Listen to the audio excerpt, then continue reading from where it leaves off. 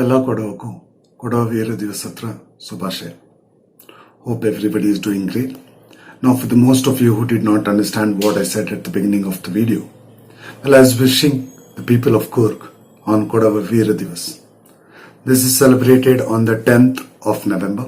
I know most of you would be not aware of it, but then this is celebrated in memory of defeating Tipu Sultan 31 times. Now, Tipu Sultan has been a very interesting character for me personally since my childhood, because I moved from loving the character to hating the character and then trying to understand the character. Now, many rulers would fall into this category. However, as I am from Coorg, from a very early age I have been researching on this particular topic, Tipu Sultan, and hence I am sure about what I am speaking.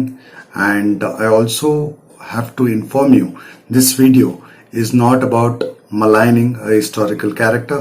However, it's about setting the history straight, as well as trying to explain a concept of appropriation that is used by the current politicians for their benefits.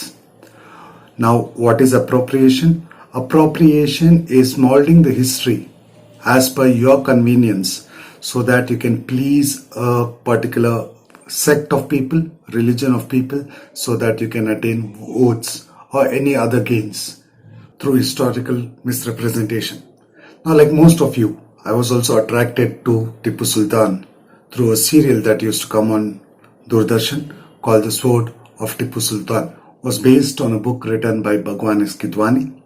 Now, how many of us knew that it was historically totally inaccurate and it was based on Mr. Gidwani's imagination? Did you also know that there was a case filed in the court by Bombay Kerala Samaja saying that history has been misrepresented and the telecast of this particular program has to be stopped? However, during that period there was not much social media, so it did not gain mileage and most of us would not be aware of this. However, if you get into history books and read books which were written by authors who were present during his tenure as the ruler of Mysore, as well as a few British authors who were present during that period, here are a few hard-hitting facts which are mentioned in those books.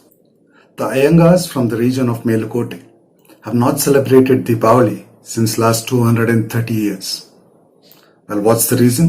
Well, it is on the same day that Tipu attacked the people in Melukote, the Iyengars in Melukote, and killed more than 1,000 people, including men, women and children.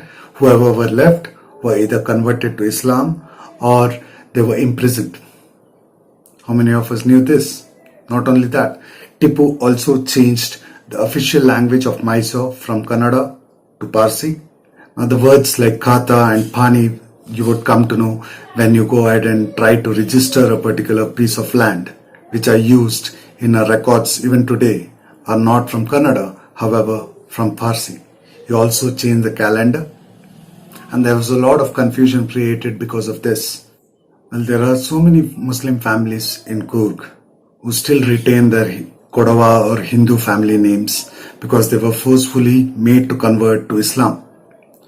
Not only that, even Calicut was known for its spice trade for hundreds of years, and the devastation that was caused by Tipu's army in Calicut actually shut down the spice business for almost 50 to 60 years. Now, am I blaming Tipu for this? No, I'm not, because they say that you need to swim in the waters that drown a person to understand the person.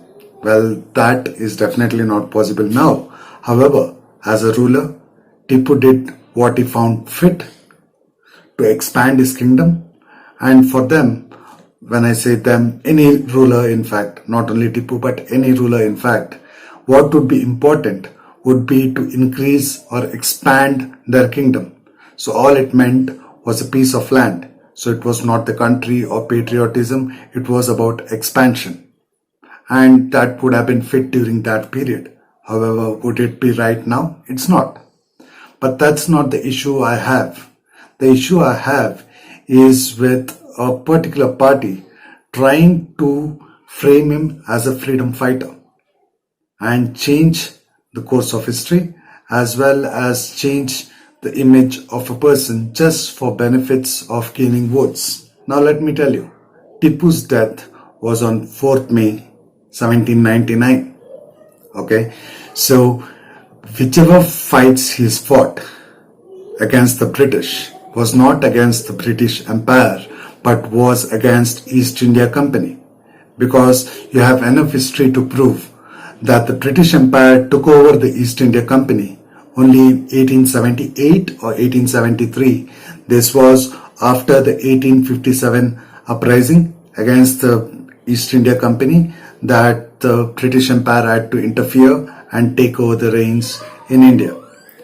So when a person is fighting with a company and not a country or not a ruler to gain access over a certain area or certain kingdom, it is called war for trade and it's not called war for freedom. So to call Tipu a freedom fighter would be completely wrong. However, misrepresentation of history is been done throughout and it will still continue, not only with Tipu but other rulers as well. But to call anybody a freedom fighter before the 1873 would be wrong, because till 1873 it was not a fight against the British Empire, more so it was a fight against the East India Company. And I would also like to say that we have enough freedom fighters, whether Muslims, Hindus or any other religion as such, who have fought against the British very valiantly, and we can go ahead and celebrate their birthdays as Jayanti or whatever you want. But trying to misrepresent history just to appease a certain religion or a sect of people to gain votes would be completely wrong. This has not only happened with Tipu, it's happened with Bhagat Singh as well. There are quite a few people who are trying to portray Bhagat Singh as a communist. If anything, Bhagat Singh was not a communist but a socialist.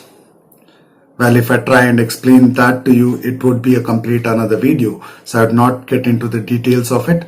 But if you want me to go ahead and do a video on that, please do let me know in the comments. And when I've quoted all these facts, I would also give you a list of books that you can refer to, which would corroborate the fact that whatever I've quoted in the video are historical facts and not misrepresentation. So once again, in the end of the video, I'd like to request all the leaders, please don't misrepresent history for the sake of votes. And I'd like to request each one of you as responsible citizens, please don't believe each and everything a politician says. Don't be a hater or a bhakt. Do your logical research, reasoning behind each and every topic, and try and find out the truth behind each and everything that's been presented to us as history. Because if we do not teach the right things to our kids, then India as a country would be lost. Hope that the video made sense. If you want any specific topic or anything researched and a video to be made on it, please do let me know in the comments. Hope to see you guys in the next video. Ciao for now.